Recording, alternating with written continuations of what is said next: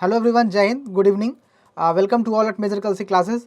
तो जैसा कि एनडीए फ्रेंड्स आपको पता है, एनडीए 1 2024 का नोटिफिकेशन आउट हो चुका है और आज सुबह सौरभ सर ने आपको इस नोटिफिकेशन की बहुत बारीक से बारीक डिटेल उन्होंने आपके साथ डिस्कस की है। तो अब बहुत सारे बच्चों के कमेंट्स आ रहे थे कि सर इस एनडीए 1 2024 का एप्लीकेशन फॉर्म कैसे फिल करना है, क्योंकि बहुत सारे कैंडिडेट्स पहली बार अप्लाई कर रहे हैं। तो एप्लीकेशन फॉर्म कैसे फिल करना है, इसको लेके उन्होंने बहुत सारी क्वेरी रेज की थी। तो चलिए इस वीडियो में हम एप्लीकेशन फॉर्म फिलिंग के पूरे प्रोसेस को समझेंगे और एक एक डिटेल समझने के बाद ही, एक एक डिटेल जानने के बाद ही आप एप्लीकेशन फॉर्म फिल करिएगा।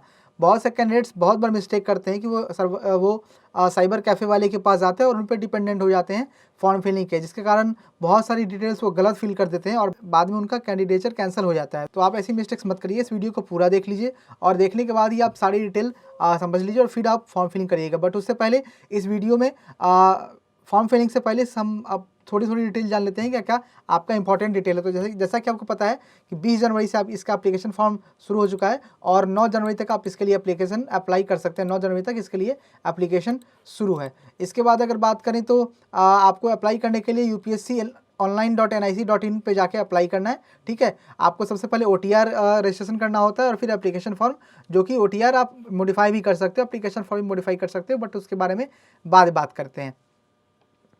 फिर अगर हम बात करें तो आपका वैकेंसी आती है इसमें इस बार 37 सीट्स हो गई फीमेल के लिए, पिछले बार 35 सीट थी, तो 2 सीट बढ़ी है इस पर नेवल एकेडमी एजिमाला में।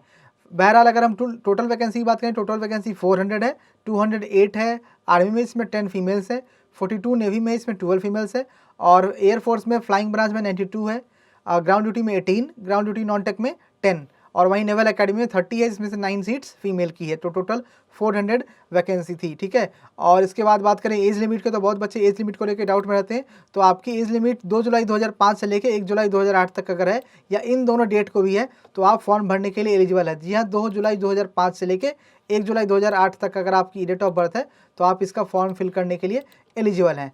इसके बाद अगर डिटेल में हम आगे बढ़ें तो एजुकेशन क्वालिफिकेशन की बात आ जाती है। तो आर्मी विंग के जो कैंडिडेट्स हैं वो उन्होंने अगर 10th पास किया या उसके इक्विवेलेंट डिग्री उनके पास है तो उसका वो अप्लाई कर सकते हैं एनडीए में, सिर्फ आर्मी स्ट्रीम के लिए। वहीं एयरफोर्स और नेवी विंग के स्ट्रीम की बात करें तो उनके पास 10+2 सर्टिफिकेट तो होना चाहिए, बट उन्होंने फिजिक्स, केमिस्ट्री और मैथ्स से 10+2 क्वालिफाई किया हो। ठीक है, यानी PCM उनका मेन सब्जेक्ट होना चाहिए for air force and navy wing. Army के लिए बस 12th पास है तो वो आप अप्लाई कर सकते हैं।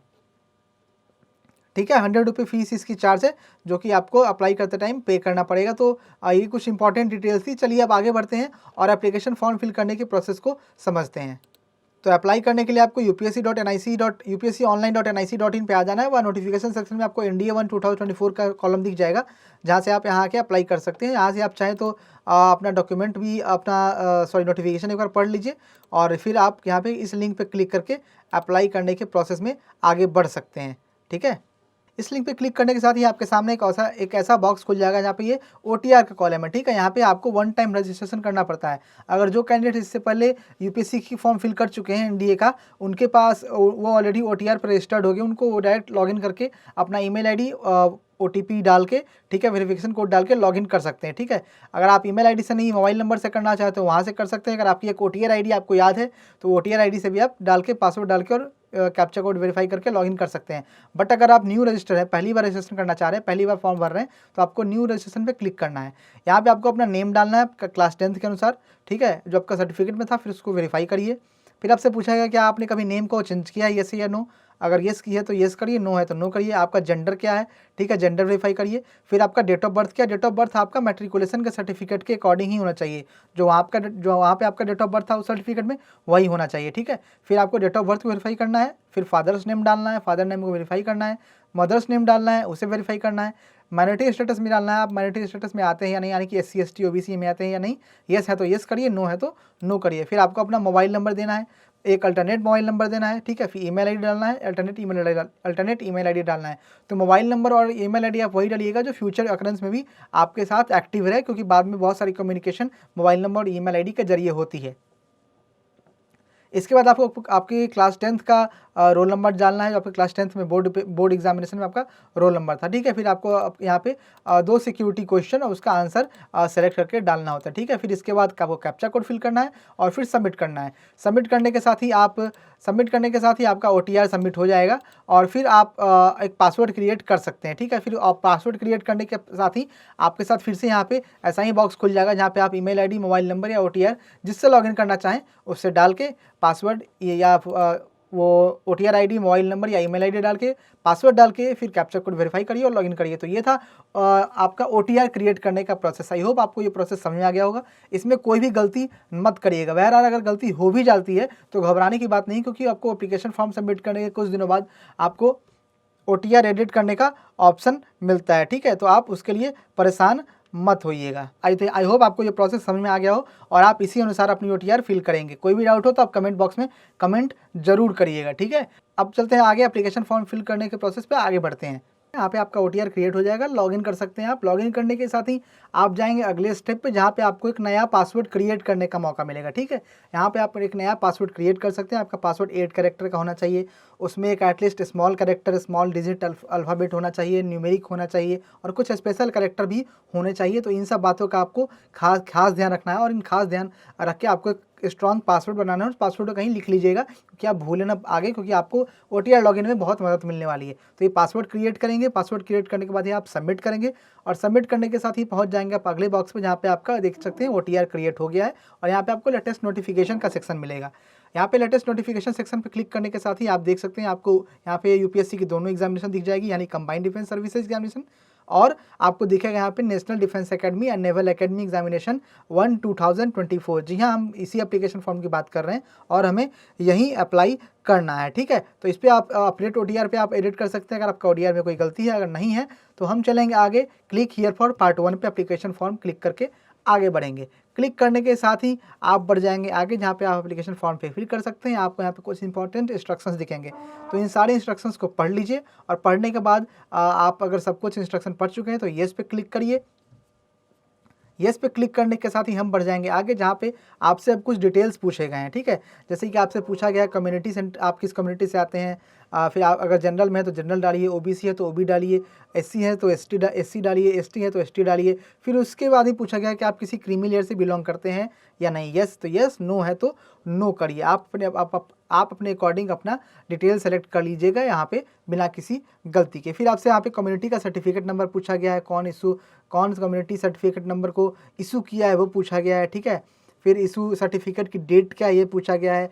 तो ये सब आपको डिटेल्स है जो कुछ वहाँ पे फिल करना है, ताकि इससे आपको फ़ी रेमिशन मिल सके, यानी कि आपको फ़ी में माफ़ी मिल सके। जैसे कि आपको पता है कि जनरल के अलावा बाकी कैटेगरी में फ़ी रेमिशन दिया जा रहा है, तो आप इसके लिए आपके ये बहुत मददगार साबित होने वाला है।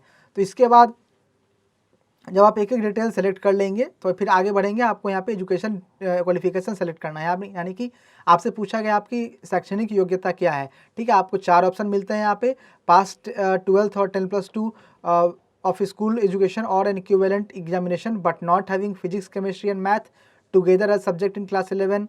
फिर दूसरा ऑप्शन है कि pass 12th class 10+2 pattern of school education और an equivalent exam with physics, chemistry and math among the subject. तीसरा है appearing with not physics, chemistry, और चौथा है अपीयरिंग विथ फिजिक्स, केमिस्ट्री। तो आप अपने अकॉर्डिंग एजुकेशन क्वालिफिकेशन सेलेक्ट कर लीजिए, जो भी आपका एजुकेशन क्वालिफिकेशन है, ठीक है। इसके बाद फिर आपसे यहाँ पे एड्रेस पूछा गया। एड्रेस आपको यहाँ 3 लाइन देना है, तो लाइन 1 में आप अपना एड्रेस डालिए। एड्रेस कोशिश करिएगा जो आपका आधार कार्ड में मेंशन है वही एड्रेस डालिएगा, या फिर आपका मैट्रिकुलेशन सर्टिफिकेट में जो एड्रेस है वो डालिएगा, ठीक है। फिर आपको यहाँ पे तीनों लाइन में एड्रेस डालना है। एड्रेस सही से डालिएगा, कोई भी गलती मत करिएगा, ठीक है। इसके बाद एड्रेस डालने के बाद फिर आपको यहाँ पे अपना स्टेट सेलेक्ट करना है। स्टेट सेलेक्ट करने के बाद आपको यहाँ पे आपका डिस्ट्रिक्ट सेलेक्ट करना है। डिस्ट्रिक्ट सेलेक्ट करने के बाद आपको यहाँ पे अपना पिन कोड सेलेक्ट करना है, और पिन कोड सेलेक्ट करने के बाद अगर आपका फ़ोन नंबर एरिया कोड के साथ है तो आप वो फ़ोन नंबर डाल सकते हैं। इसके बाद आप कंटिन्यू करके आगे बढ़ सकते हैं। अगर कुछ मिस्टेक है तो आप रीसेट कर सकते हैं। बहरहाल आगे बढ़ते हैं। आगे बढ़ने के बाद आपको यहाँ पे अपना फ़ोटो आइडेंटिटी कार्ड देना है, यानी कि आप अपना school ID card, Aadhaar card, driving licence, PAN card, passport, voter ID कुछ भी दे सकते हैं जो आपके पास है वो दीजिए, ठीक है। इसके बाद आपको यहाँ पे कंसेंट देना है। कंसेंट देना चाहते हैं येस या नो, येस कर दीजिएगा ज़रूर, बिल्कुल। फिर आपको अपना फ़ोटो ID कार्ड का नंबर देना है, यानी कि आधार कार्ड अगर है तो आधार कार्ड का नंबर दे दीजिए, पैन कार्ड का नंबर दे दीजिए, ठीक है। फिर उसे वेरीफाई करिए। तो ये डिटेल आप सही फिल कर दीजिए, कोई गलती मत कर दीजिएगा। और इसके बाद आपको यहाँ पे उसका PDF फॉर्मेट में उसे अपलोड भी करना है। तो अपलोड करने के लिए आप यहाँ पहले इंस्ट्रक्शंस पढ़ सकते। हाँ, तो आपका यहाँ पे साइज़ दिया गया है, आप उसी साइज़ के according photo ID card upload करिएगा, वो भी PDF फॉर्म में।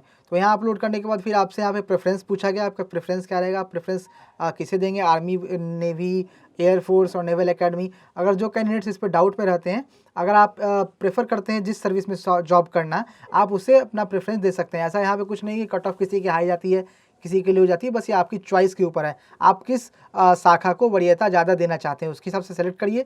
फिर आपसे यहाँ पे कुछ डिटेल पूछा गया कि आप CPSS पहले दे चुके हैं, आपने एयरफोर्स ग्राउंड ड्यूटी के लिए कभी अप्लाई किया है, ठीक है, कि आप किसी सैनिक स्कूल, मिलिट्री स्कूल के स्टूडेंट हैं, कि आप किसी JCO NCO या अदर रैंक के ऑफिसर के वार्ड हैं। तो आप ये सब डिटेल अगर आप हैं तो आप ये सेलेक्ट करिए, येस करिए, नो है तो नो करिए। ये चारों डिटेल आपको यहाँ पे सही देनी है। तो आप देख लीजिए, एक डिटेल आप सही से फिल करिएगा।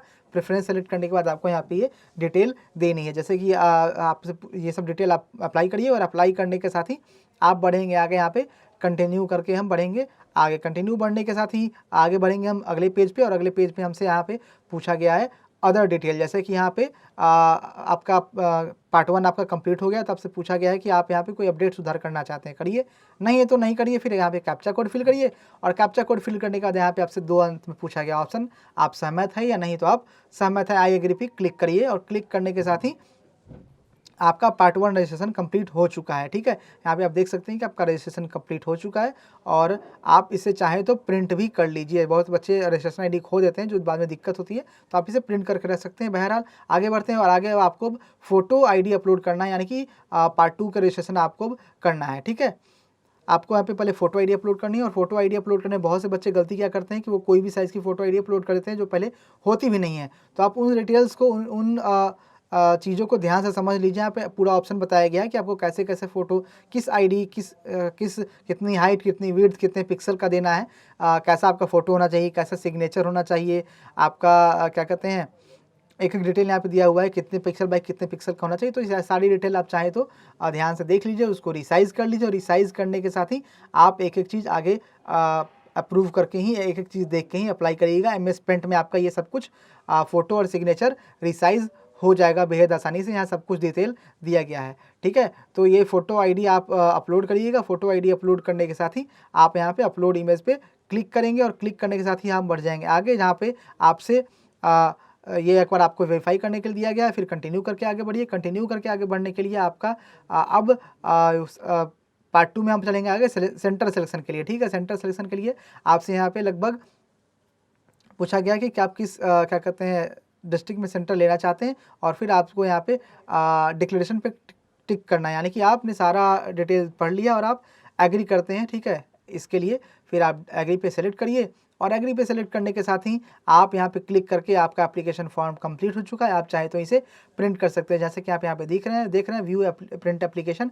आप चाहे तो आप अपना एप्लीकेशन फॉर्म वहाँ पे क्लिक करके प्रिंट करके रख सकते हैं। तो ये थी आपका एप्लीकेशन फॉर्म फिल करने की पूरी प्रोसेस, जैसा कि आपको मैंने बताया। पार्ट 1 पार्ट 2 मैंने एक चीज़ आपको बताया।